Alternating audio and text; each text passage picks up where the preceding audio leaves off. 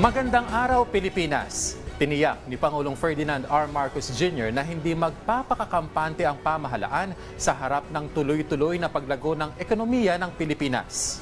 Nais ng Pangulo na tiyaking mararamdaman ng bawat Pilipino ang paganda ng kanilang buhay kasabay ng pag-unlad ng bansa.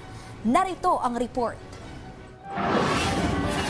Sa harap ng pagbuti ng estado ng ekonomiya, muling binigyang diin ni Pangulong Ferdinand R. Marcos Jr. na hindi magpapakakampante ang pamahalaan. Pagkus, patuloy anyang magsisikap ang administrasyon na isulong ang job-generating initiatives upang lalo pang itaas ang antas ng ekonomiya ng Pilipinas. Sa mensahe kasi ng punong ehekutibo, iniangkla niya ang paglago sa 6.3% ng gross domestic product ng bansa nitong second quarter ng taon dahil sa pagtaas ng investment sa Pilipinas maging sa mga proyektong pang-imprastruktura sa ilalim ng Build Better More program ng pamahalaan.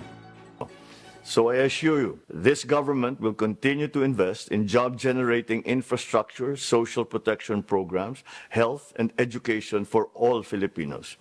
We will not rest on our laurels, but use them to propel us forward into social and economic transformation.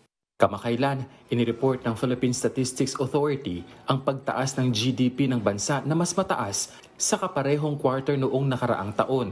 Mas mataas ito sa karatig bansa ng Pilipinas sa ASEAN, kabilang na ang Malaysia, Indonesia at China.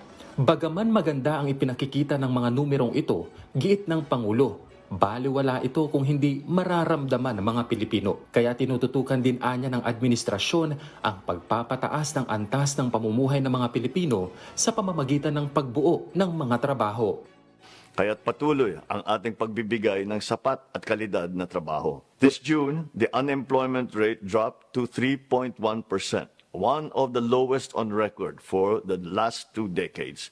Over 50.3 million Filipinos are now employed, with 63.8% of them in the formal sector. Lalong dumadami ang mga kababayan nating may disente at formal na hanapbuhay at naging bahagi ng middle class. Ang lahat na ito ay patungo sa layunin nating iangat mula sa kahirapan ang bawat Pilipino at abot kamay na natin ito. Binigyang diin pa ni President Marcos Jr. ang commitment ng pamahalaan sa pagtugon sa kahirapan na anyay abot kamay na kasunod ng pagbaba ng poverty rate ng bansa sa 15.5%.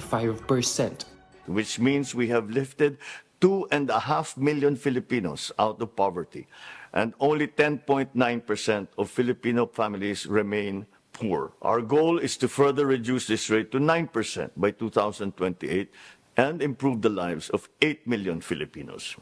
Kenneth Pasyente, para sa Pambansang TV, sa Bagong Pilipinas.